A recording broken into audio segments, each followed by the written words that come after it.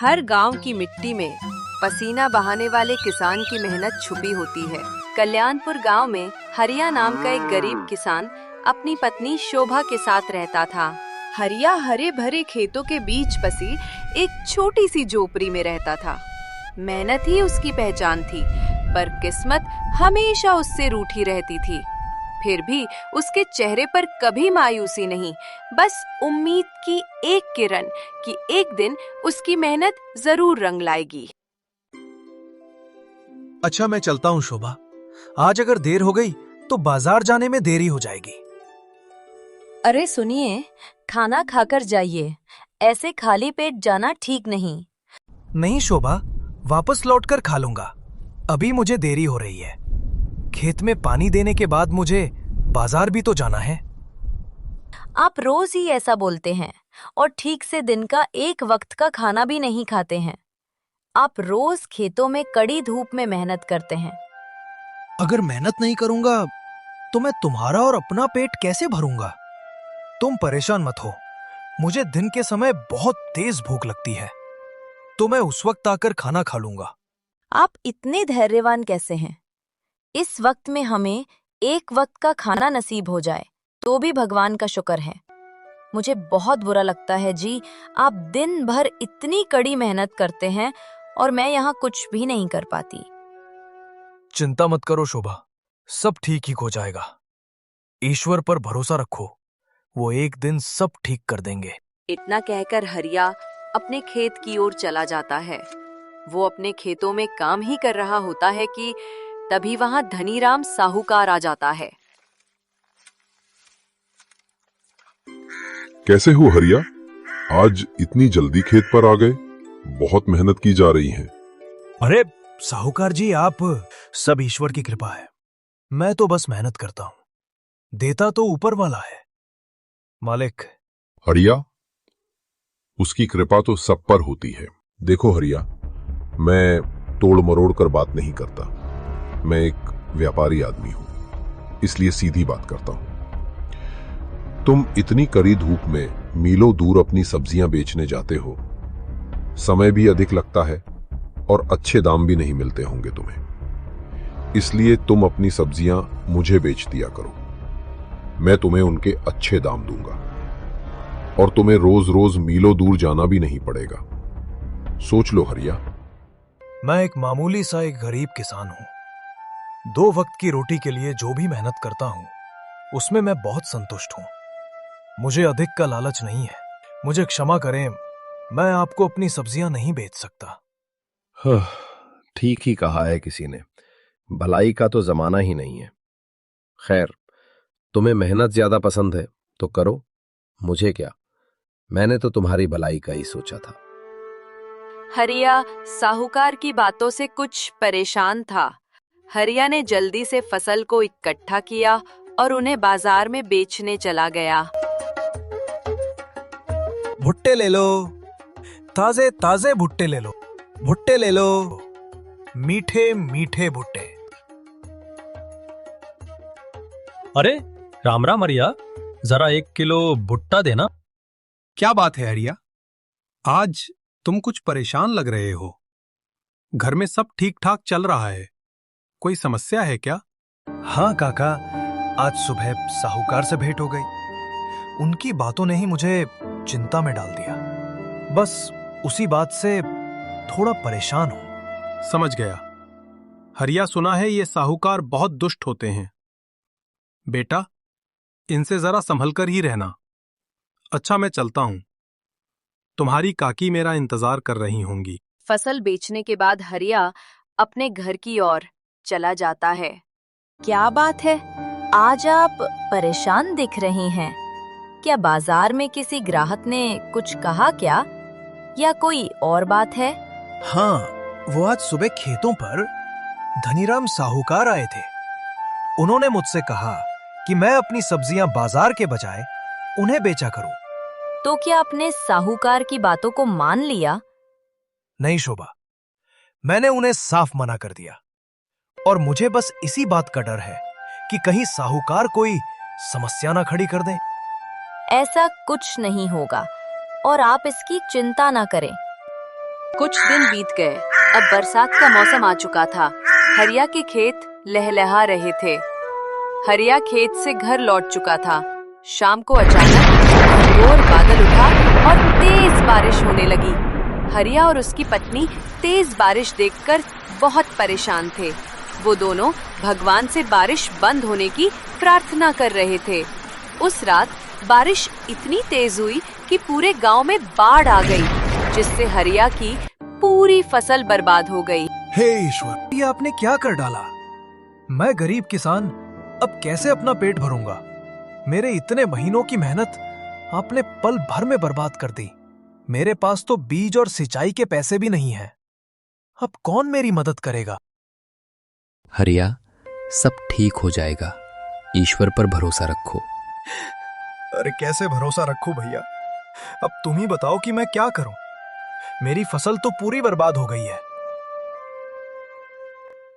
तुम साहूकार से मदद क्यों नहीं मांगते? पूरे गांव में एक साहूकार ही है जो तुम्हारी सहायता कर सकते हैं।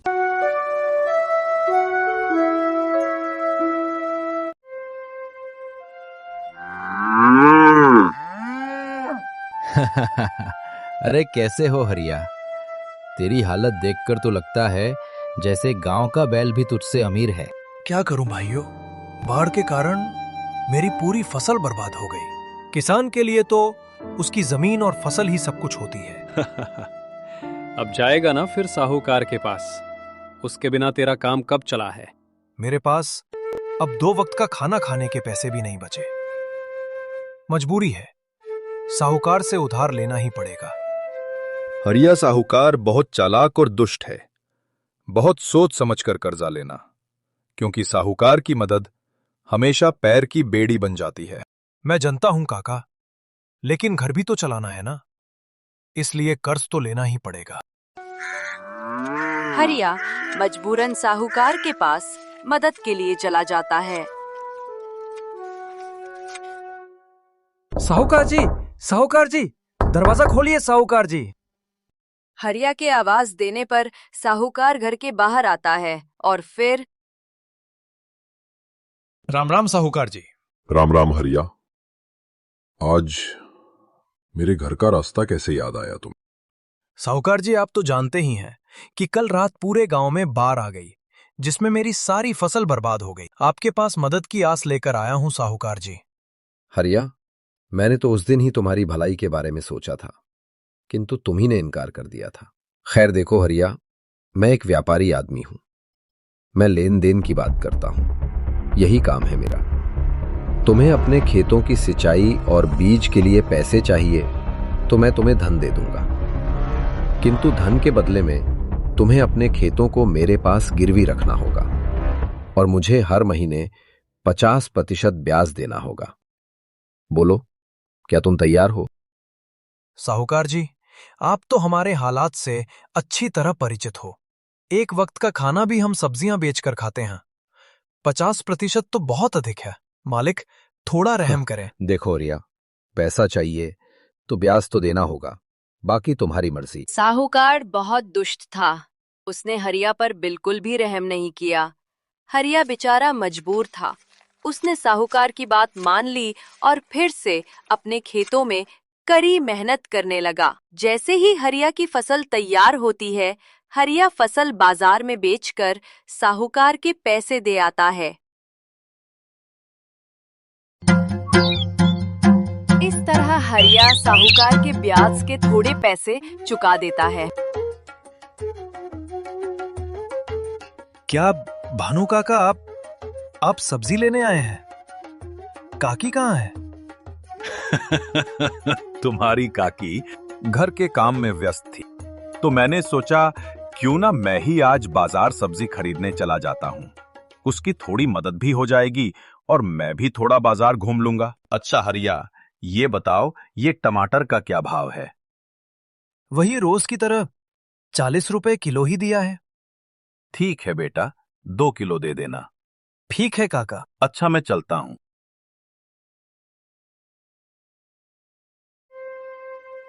शोभा, अब कुछ ही महीनों में साहूकार का ब्याज पूरा हो जाएगा।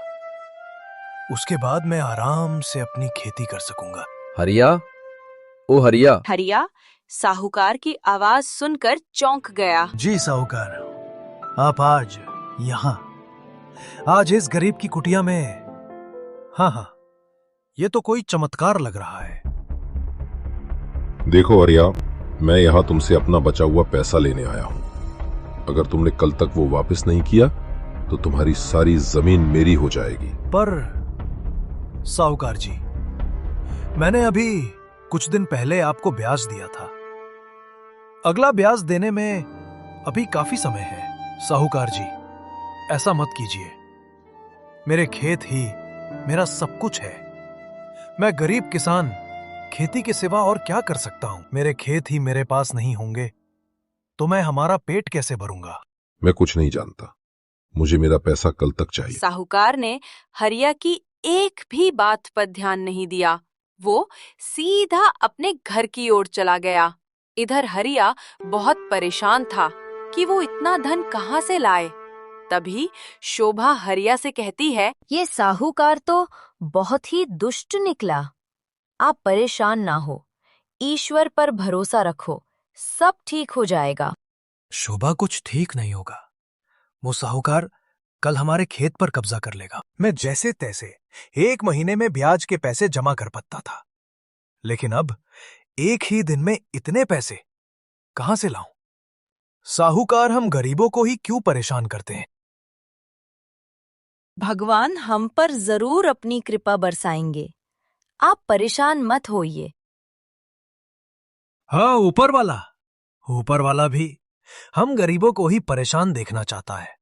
हरिया और उसकी पत्नी बात कर ही रहे होते हैं कि तभी उन्हें एक बूढ़ी औरत उनके घर की तरफ आती हुई दिखती है।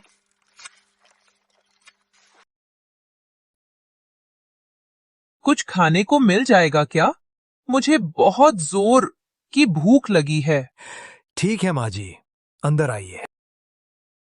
आप कौन है माता जी? आपको इस गांव में पहले कभी नहीं देखा। बेटा, मैं तीर्थ के लिए जा रही थी, लेकिन बीच में ही रास्ता भटक गई और थक भी गई। मैंने सोचा थोड़ा आराम कर लूं। माँ जी, आप इतनी तेज धूप में पैदल यात्रा के लिए जा रही हैं। आपने इस गरीब की कुटिया में कदम रखे, लेकिन मैं अभागा आपका ठीक से अतिथि सत्कार भी नहीं कर सकता। मेरे घर में आपको पेट भर भोजन कराने के लिए भोजन सामग्री भी नहीं है। खाना खाने के बाद बूढ़ी औरत ने हरिया से कहा, बेटा, तूने मेरी भूख को शांत किया है, यही बहुत है।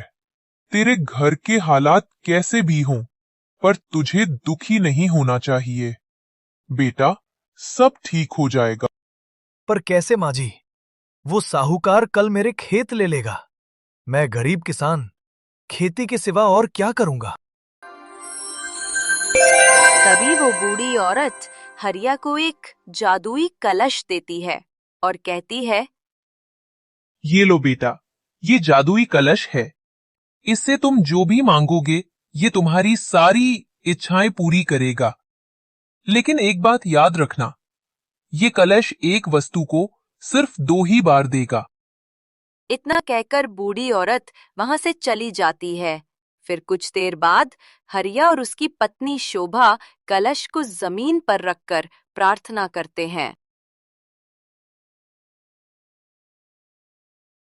हे जादुई कलश, मुझे 5,000 रुपए की आवश्यकता है। हरिया के इतना कहते ही कलश से 5,000 की गड्डी बाहर आती है, जिसे देखकर हरिया बहुत खुश हो जाता है और अपनी पत्नी शोभा से कहता है, हे भगवान, तेरा लाख लाख शुक्र है। देखो शोभा, अब हमारी सारी समस्याएं दूर हो जाएंगी। शोभा, आज ऊपर वाले ने मेरी सुन ली। अब इन पैसों से मैं साहूकार का सारा कर्ज चुका दूंगा और हम एक नई जिंदगी की शुरुआत करेंगे। ठीक कहा आपने। वो कहते हैं ना कि नेकी कभी व्यर्थ नहीं जाती। हमने उन बूढ़ी माँ जी की सेवा की थी, इसलिए ईश्वर ने हम पर अपनी कृपा बरसाई है। कल जाकर ये पैसा साहूकार को देकर अपना सारा कर्ज चुका देना। अगली सुबह हरिया साहूकार के घर जाता है। हरिया साहूकार को पैसे देता है। साहूकार जी, ये लीजिए साहूकार जी, आपकी बाकी महीने का सारा ब्याज। साहूकार हैरान था कि एक ही दिन में हरिया ने इतने पैसे का इंतजाम कैसे किया। हरिया साहूकार को पैसे देकर वापस घर की ओर चला जाता है।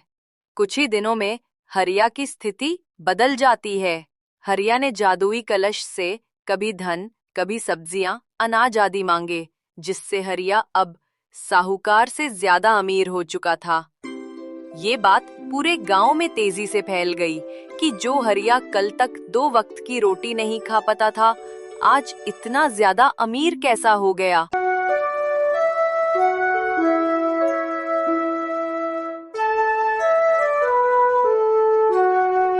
ये हरिया जैसा मामूली किसान इतनी जल्दी अमीर कैसे हो गया?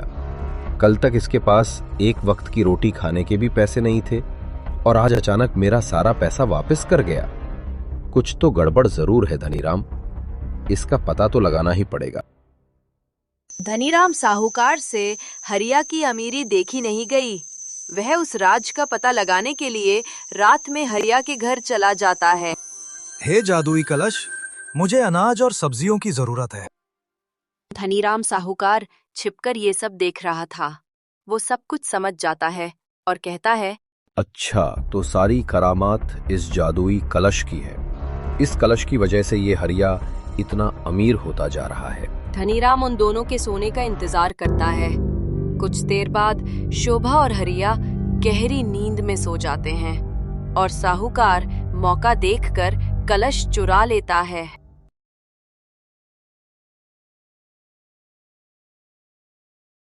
अरे वाह वाह, आखिर जादुई कलश मेरे हाथ लग ही गया। अब मैं हरिया से भी ज्यादा अमीर हो जाऊंगा। ये हरिया बड़ा बेवकूफ है। कलश से सोना मांगने की बजाय सब्जियां और फल मांग रहा है, अनाज मांग रहा है। हे जादुई कलश, मुझे 5000 सोने के सिक्के चाहिए। साहूकार के इतना कहने पर कलश से सोने के सिक्के से भरी एक थैली निकलती है, जिसे देखकर साहूकार बहुत खुश हो जाता है और कहता है, अरे वाह, पैसा ही पैसा। मैं तो बहुत जल्दी अमीर हो जाऊंगा। लेकिन मैं हरिया की तरह बेवकूफ थोड़ी हूं जो सब्जियां और अनाज मांगे। मैं तो इससे धन ही मांगूंगा और सबसे ज्यादा अमीर हो जाऊंगा। एक बार फिर से कोशिश करता हूं। हे जादुई कलश, मुझे 10,000 सोने के सिक्के चाहिए। साहूकार का लालच अब हद से ज्यादा बढ़ चुका था। वो भूल गया था कि लालच हमेशा विनाश का कारण बनता है और इस बार साहूकार के तीसरी बार धन मांगते ही, हे जादुई कलश, मुझे 100,000 सोने के सिक्के चाहिए।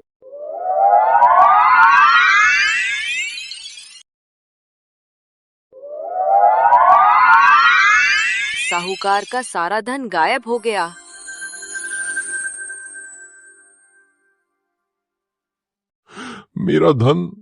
मेरा सारा धन कहाँ गायब हो गया? ये नहीं हो सकता। कलश, मुझे मेरा सारा धन वापस करो। तभी कलश बोला, हे लालची साहूकार, ये लालच ही तेरे विनाश का कारण है। मैं कोई भी वस्तु 2 बार से अधिक नहीं देता, लेकिन तूने तीसरी बार मांगकर अपनी सारी संपत्ति और धन गवा दिया। इतना कहकर कलश गायब हो गया और धनीराम साहूकार रोता रह गया। आज जो कुछ भी हुआ है वो सब मेरे ही लालच का परिणाम है।